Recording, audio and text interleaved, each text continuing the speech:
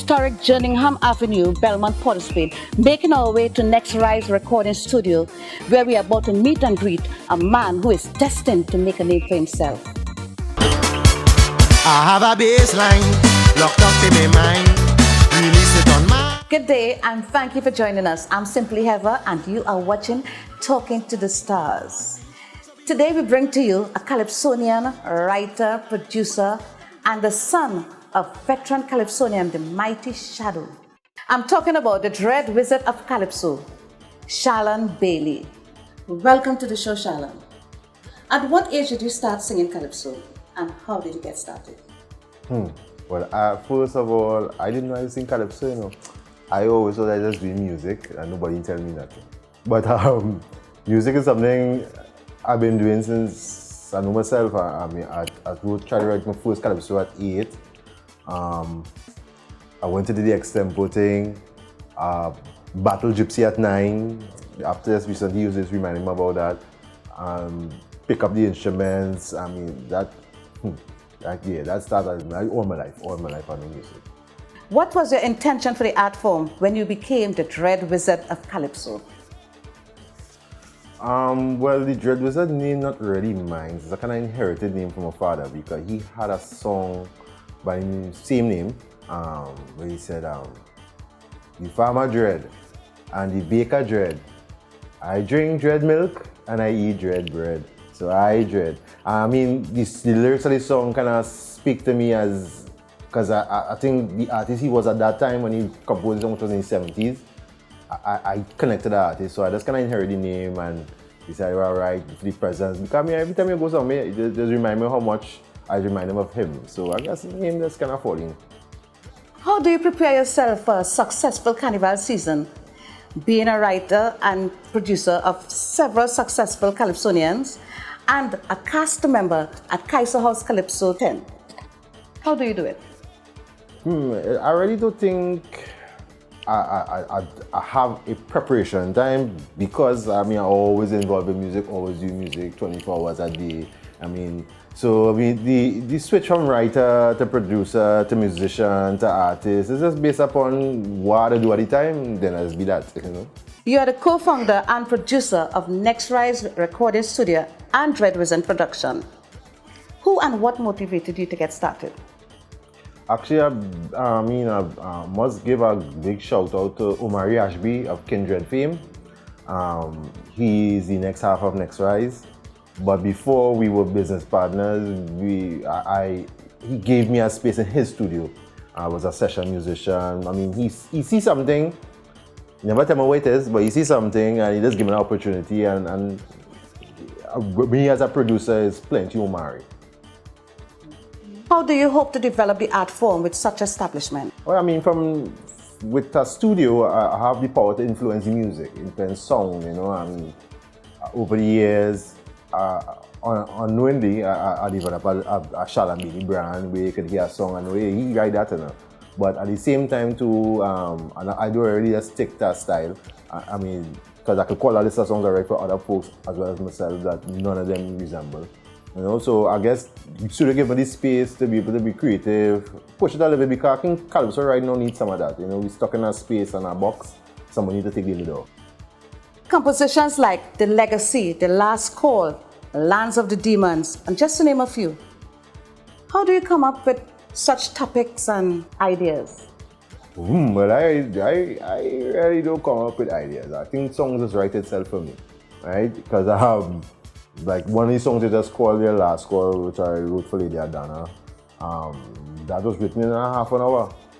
Because it came that way, you know, everything just comes verse after verse and just let it out, you know.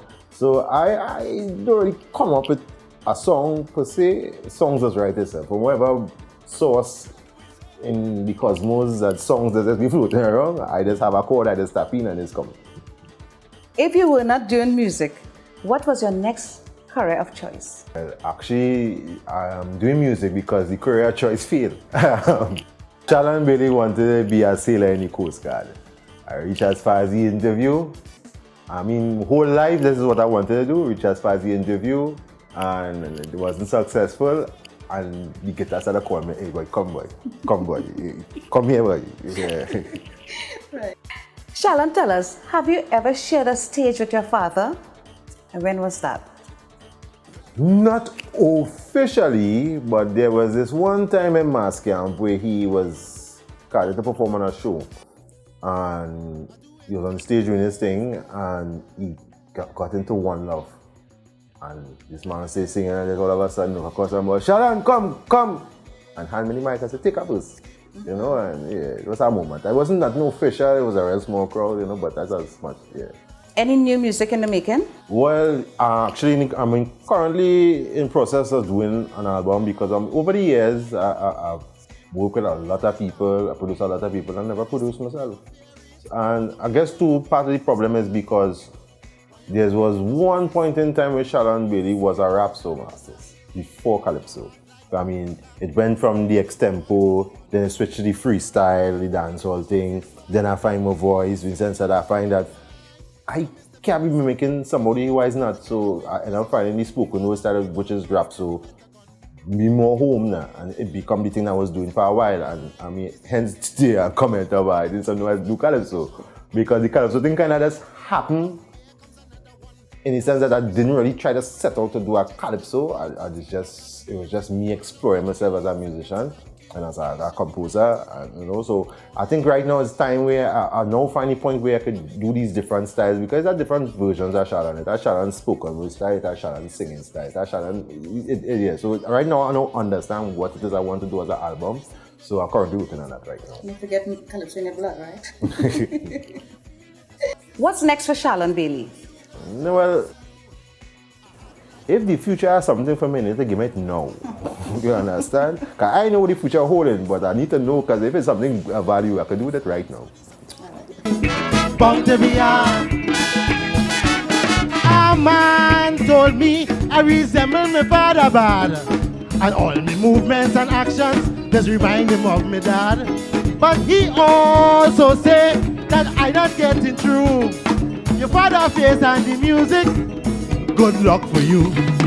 People will run to you and gladly let you know you're the legacy of your Dread Shadow, and they will see him in everything I do.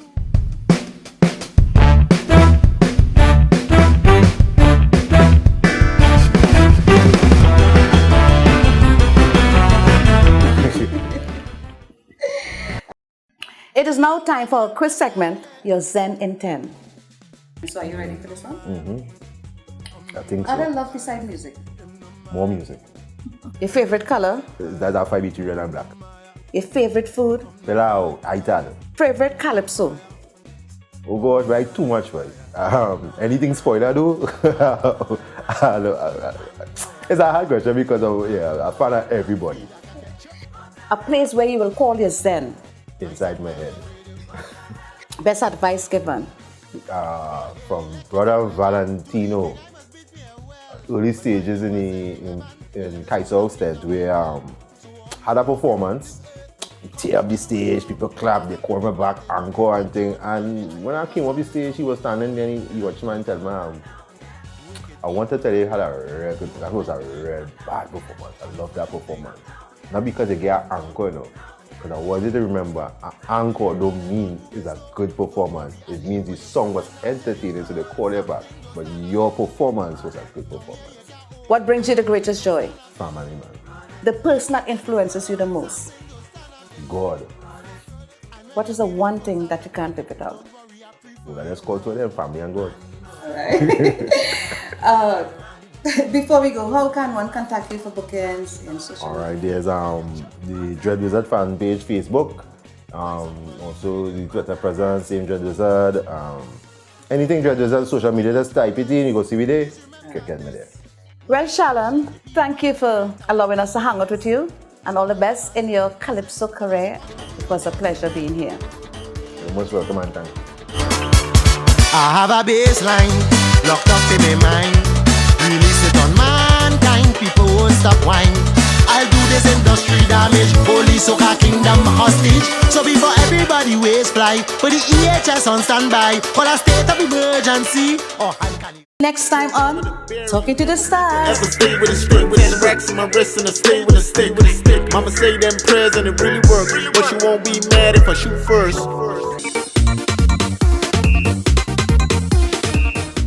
So you think there's a market in the Caribbean for hip-hop music? Yeah, for sure. At least in Trinidad and Tobago, hip-hop is very popular. Every youth pass, if you listen to what they're listening to is hip-hop music. And so the radio supports us a lot. Foreign hip-hop, they support a lot. And they support a couple local artists as well.